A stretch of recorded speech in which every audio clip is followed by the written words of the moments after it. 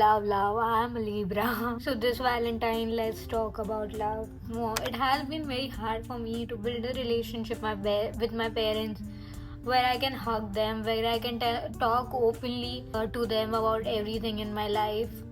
It's when my mother told me that you are leaning towards me, but you also you're loving your father. I started caring more about him. I started giving him hugs, and that man can be also funny.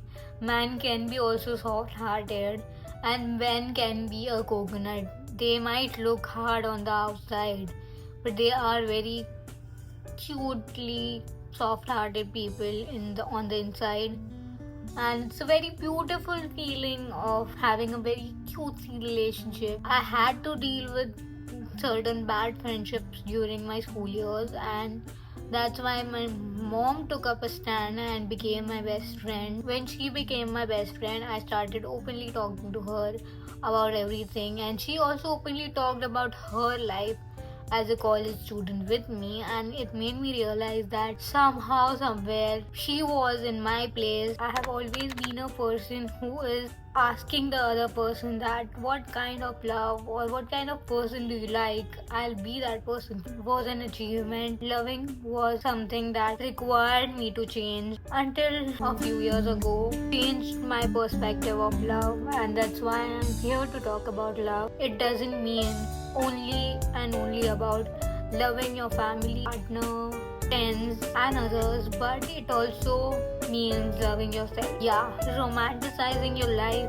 is one of the most beautiful things that I've learned in the journey of self-love. There's one creator called Tam Kaur, which I watch. She explains very beautifully how love is supposed to be and how it is not supposed to feel like. After a heartbreak, when two people can't communicate their side, or maybe they are not comfortable sharing that side, like, give that person the space to talk about whatever they want, and don't force things upon them.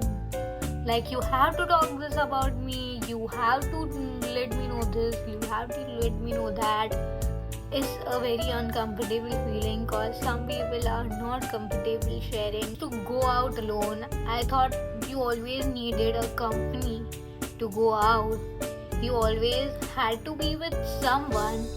You had to rely on someone to be. I lean towards the things I already like: reading, self-help books, being myself, and I started becoming comfortable with myself. After that, I changed.